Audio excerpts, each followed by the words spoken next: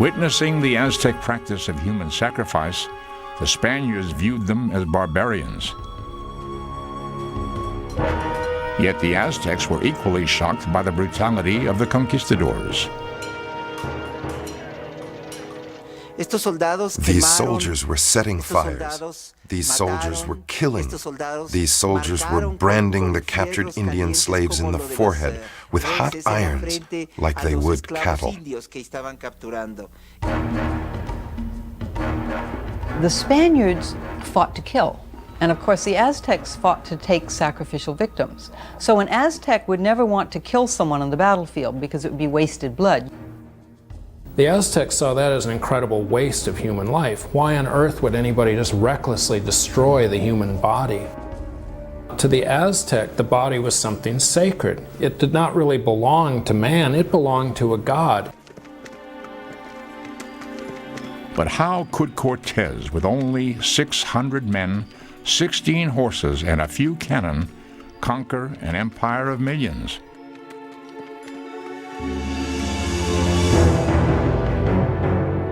As he fought his way towards Mexico City, Cortez made allies of the many tribes Moctezuma had oppressed. These warriors swelled his force into an army of thousands, eager to destroy their Aztec overlords.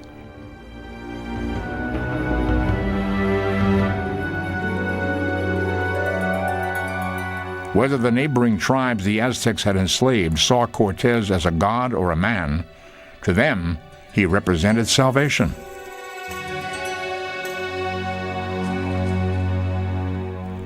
By November 7th, 1519, the Spaniards and 50,000 Indian allies looked down upon Tenochtitlan.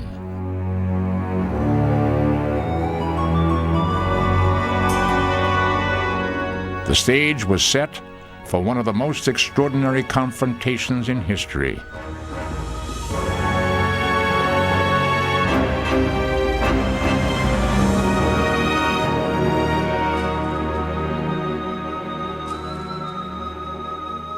Scholars have been mystified that after waging so many battles against Cortez, Moctezuma welcomed him as the returning god Quetzalcoatl.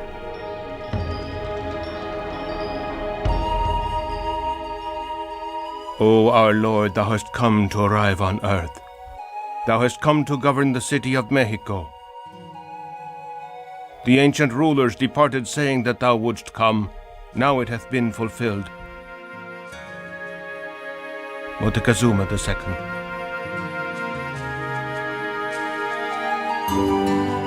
Moctezuma invited the Spaniards into the heart of the city.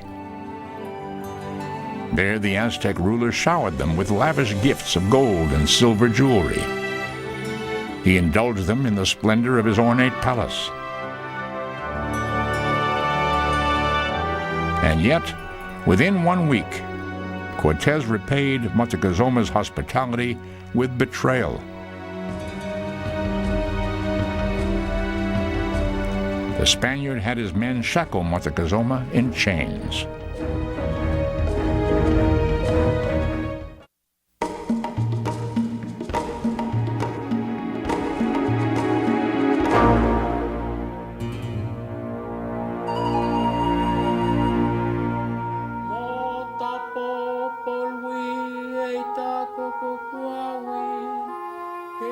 In November 1519, the Aztec ruler Moctezuma was held a prisoner in chains in his own palace by Cortez and his men. Hungering for more gold, the Spanish found the royal treasury and looted it.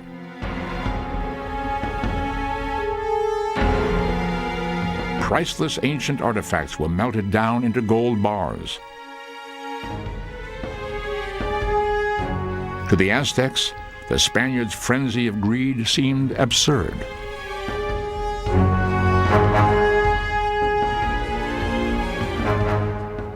They seized upon the gold as if they were monkeys.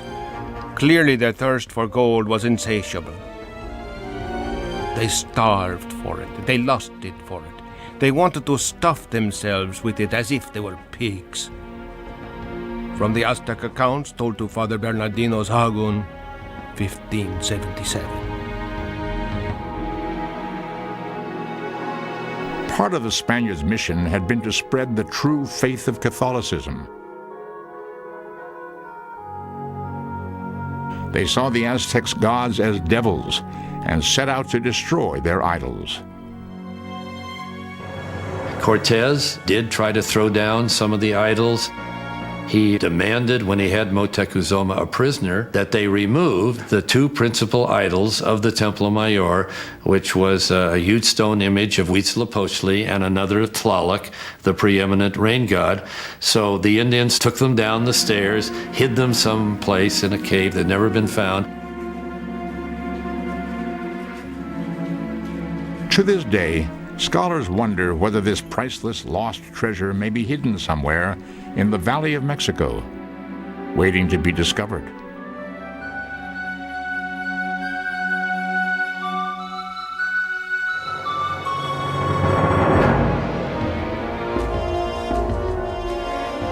On June 29, 1520, with their temples desecrated and their emperor in chains, the Aztecs finally rebelled against the Spanish invaders.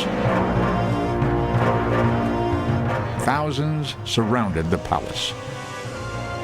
In this final climactic moment, Cortez brought Moctezuma out onto a balcony to calm the mob. But his subjects shouted that Moctezuma was a traitor. And then something very mysterious happened. The Spaniards claimed that a rock did in fact impact Moctezuma's head and did in fact fracture his skull. According to Cortez, Moctezuma was not dead at the time. He was escorted back to his quarters, where he then received the Holy Sacrament from a friar and died in heavenly bliss as a true Christian.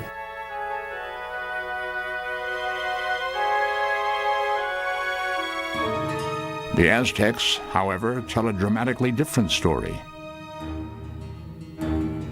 They insist that Cortez, seeing Moctezuma was no longer of value, drew his dagger and drove it deep into the emperor's back. Was Cortez guilty of Moctezuma's murder? Or was Moctezuma killed by his own people? Perhaps this mystery will never be solved. What is known is that after Moctezuma's death, the Aztecs attacked the Spaniards with a vengeance. During a night of confusion and bloodshed, Cortez fought his way out of the city, but lost half his men.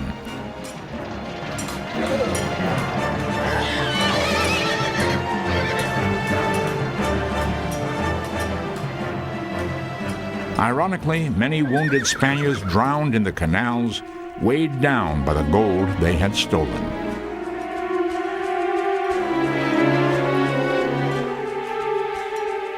Yet, in the bloodiest defeat of their campaign, the Spanish left behind something far more lethal than the blades of their swords: smallpox.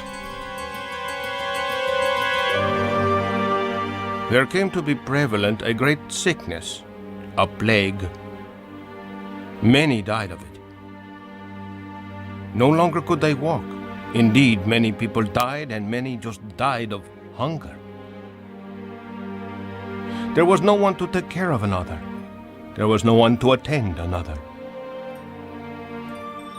From the Aztec accounts told to Father Bernardino de Sahagún, 1577.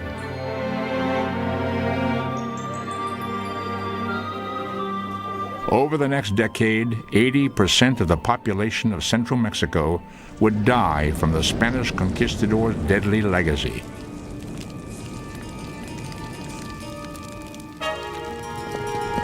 As the epidemic began to take its toll, the Spanish returned to Tenochtitlan. They laid waste what once had been the mightiest city on earth. So totally was the Aztec capital of Tenochtitlan obliterated that even the location of the great temple had been lost for centuries.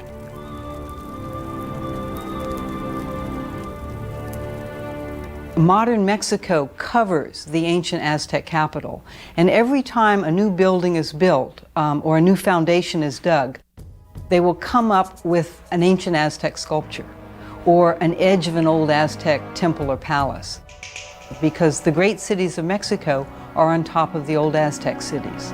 So the mystery, I think, for today is what else is there waiting to be found?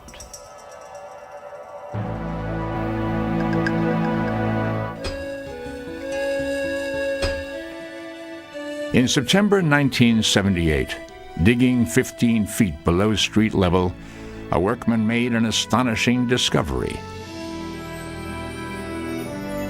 A magnificent sculpture of the Aztec moon goddess Coyolxauhqui. At over 8 tons and 11 feet in diameter, she had rested, undisturbed, beneath the asphalt of downtown Mexico City for over 4 centuries. Even more surprisingly, the sculpture seemed to be part of a much bigger structure. The Aztecs' holiest shrine, the long-lost Great Temple, had at last been found.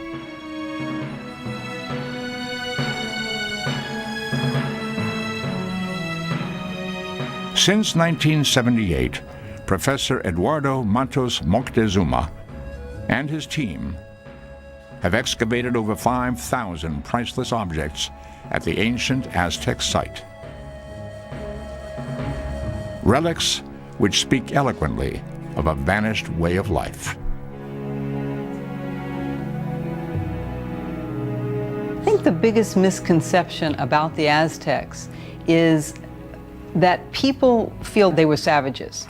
But in fact, they were not. They were deeply moral people. And from the time an Aztec child was very young, that child was taught to be prudent, to be discreet, to be modest, and to always do the correct thing. The Aztecs, even though they did practice human sacrifice and their warriors were valiant, were themselves circumspect and moral people.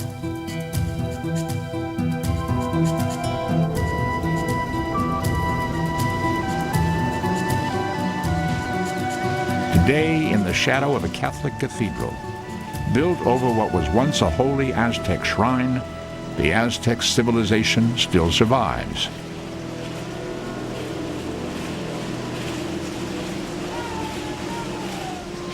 For every year, drawn from villages throughout Mexico, the descendants of the Aztecs make a pilgrimage here. They come to celebrate a lost empire, which seems as distant as a dream, yet as real as the land itself.